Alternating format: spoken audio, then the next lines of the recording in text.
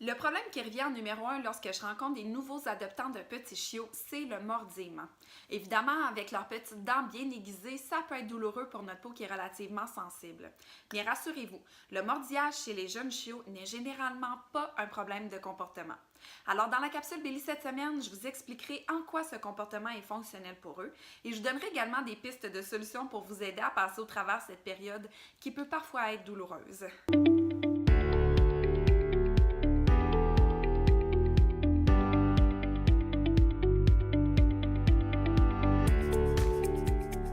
Un chiot qui est mordillé n'a rien d'anormal. En fait, le jeune chiot en bas âge est poussé par un urgent besoin de mordiller car il est en train de faire ses dents et que mâchouiller lui fait tout simplement du bien.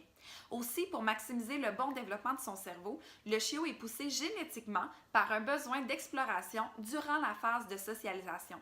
Il sera donc attiré par tout ce qui est nouveau. Alors, les connexions entre les neurones, que l'on appelle les synapses, sont stimulées par un des 4 récepteurs sensoriels, soit la vue, l'odorat, l'ouïe et le toucher, durant l'exploration que fera le jeune chiot. Et comme chez les enfants en bas âge, le chiot explore son environnement, bien évidemment, avec sa bouche. Il existe deux sortes de mordillements chez le chiot. Le premier est le mordillement de jeu et de demande d'attention et le deuxième est le mordillement d'inconfort. Comment on fait pour différencier les deux? C'est assez simple.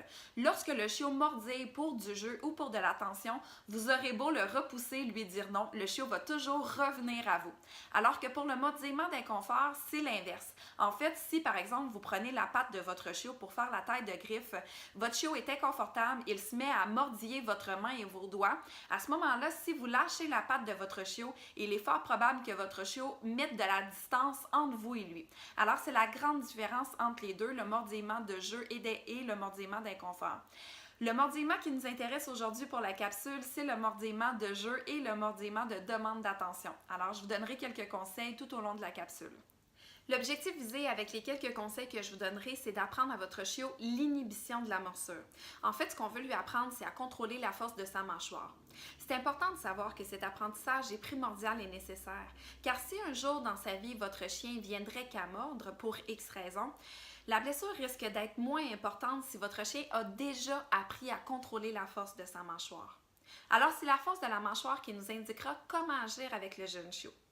Si votre chiot vient qu'à vous mordre, mais que ça ne vous cause pas trop de douleur, simplement redirigez son comportement vers un jouet.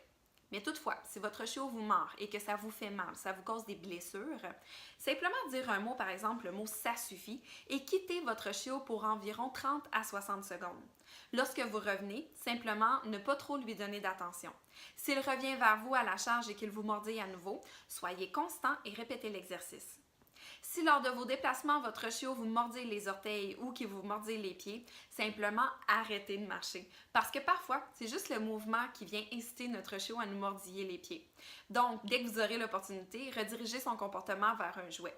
Mais si toutefois il vous mordit les orteils trop fort et que ça vous cause de la douleur, quittez votre chiot pour quelques secondes tout simplement.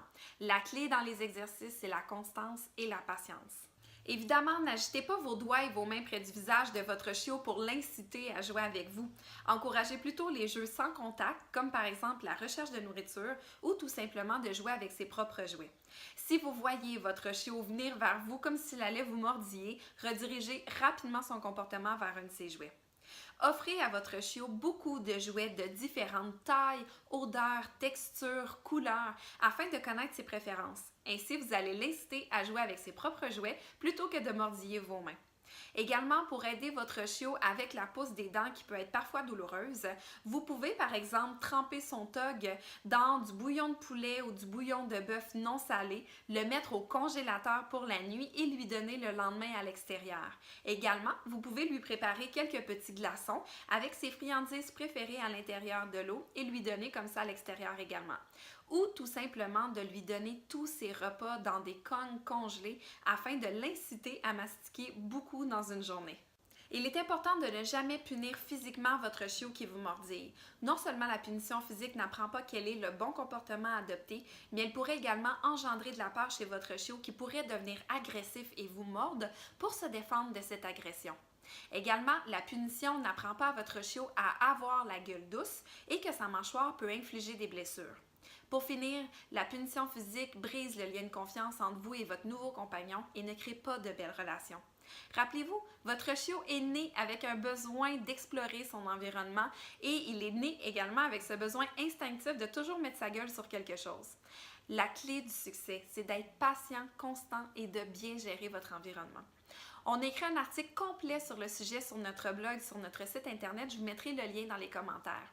Voilà, j'espère que vous avez apprécié cette petite capsule pour vous aider avec le mordillement de votre chiot. Si vous avez des questions, des commentaires, n'hésitez pas à m'écrire, ça me fait toujours plaisir de vous lire et je vous dis à bientôt pour une prochaine capsule. Bye bye!